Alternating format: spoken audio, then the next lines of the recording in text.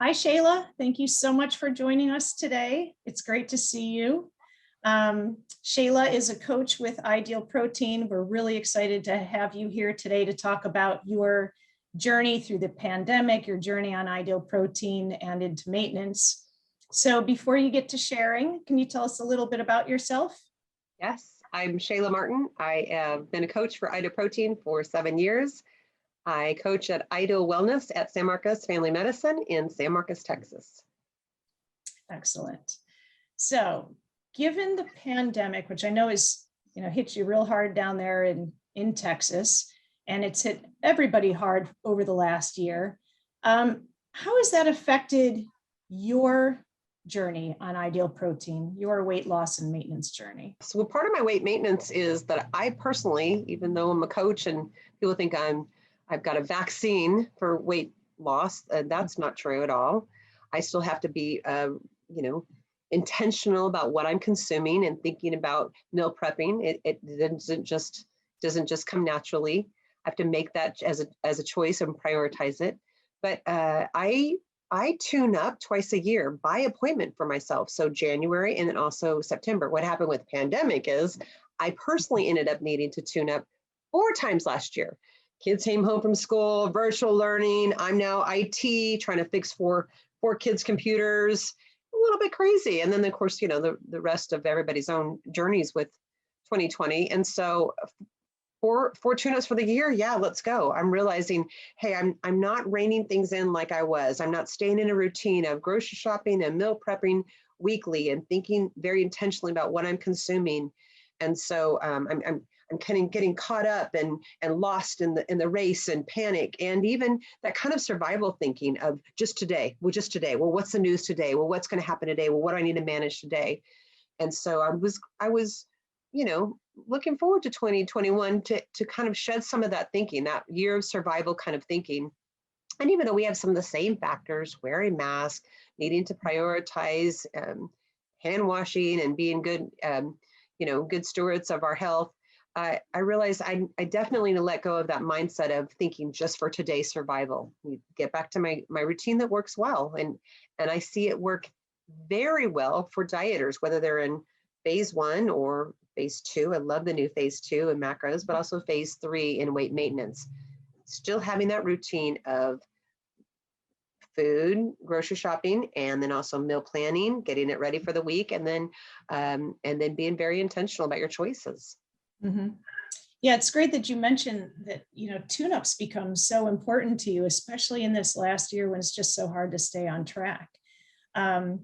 And then you also touched a little bit on the new phase 3. I'd love for you to talk a little bit about what you like so much about the new phase 3, and maybe a little bit of what you said to me before about, the weight loss leading up to that and how it's not just linear. I think you used a swimming analogy. Yes. Well, what I love about it is that it builds from phase 1, understanding, yes, we need to have our breakfast, don't skip meals, have our good lunch with our vegetables, our dinner, our meat and our vegetables coming together as a great dinner, and then our after dinner snack, that building up to understanding then macros and how they relate to our personal need for macros with our weight and our gender, and then moving that over to phase 3, the fact that those guys build on one another, understanding them and knowing, hey, I'm not going to be hungry.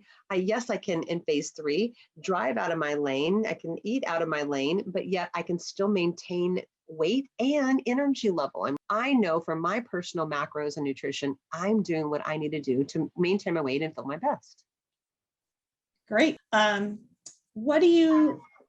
What do you think then is the most helpful thing to you and to your clients in phase 3? I see that a dieter completely understanding why we do what we do for phase 1 is what builds and supports phase 3 best. So understanding that you don't skip meals, that you wake up, you have that breakfast, that you have that even blood sugar of having breakfast, then lunch, then dinner, and then after dinner snack, and having that installment about every 3 to 4 hours of quality quality protein, quality complex carbohydrates, and then low fat.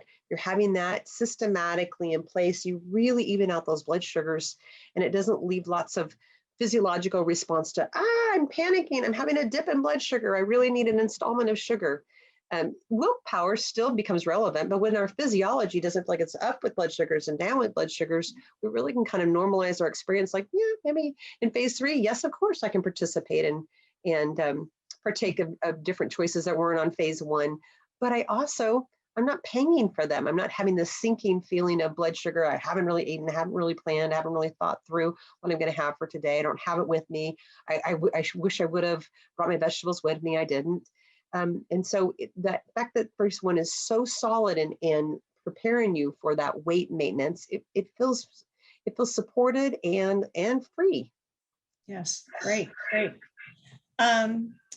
So I really feel like then, when you're going through phase 1 and then you go into phase 2 with what you learned on phase 1, you start to learn your own personal macro code. And so once you understand what level of, how many servings of fat and protein and net carbs is right for you to maintain, that certainly does make phase 3 easier. Would you agree?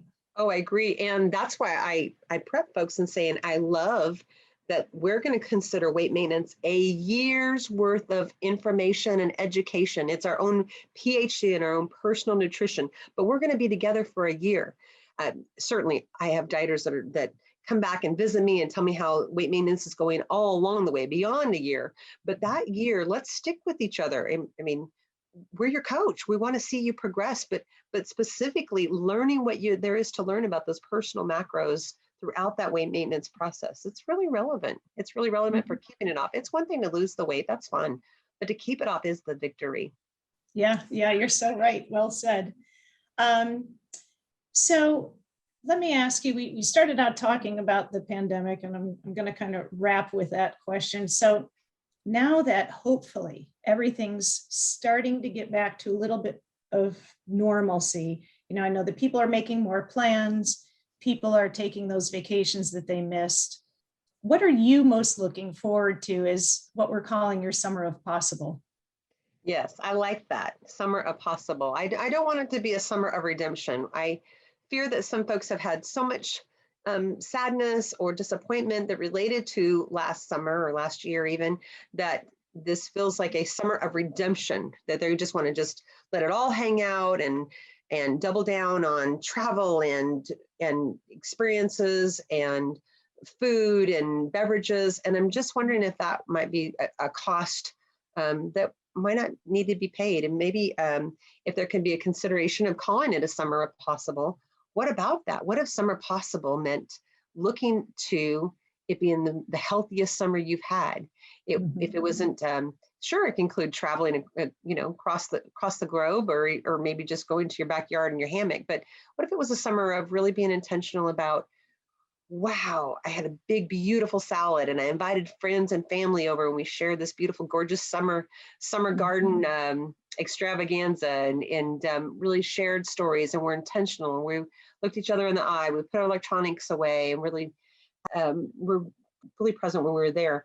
I'm just wondering if it doesn't need to be just a summer that was beautiful in that way, whether it did involve travel or not, and freedom about the country, but it also involved us feeling our best. Mm-hmm. Yeah, you're right. I think getting back to ourselves, a little bit of focus on our own health and what we can do to feel our best. So thank you so much for your time today, Kayla. Yes, it's truly an honor to be a coach. Wow, what a privilege to be on people's weight loss journey. It's a very intimate and important journey. I know I speak for all the coaches that I know. They feel like they're the luckiest person to get to be in the position to encourage others as their job. And I truly agree. It's truly an honor. Great. Well, we love having you as an Ideal Protein coach. Thank you so much again for your time today. Thank you.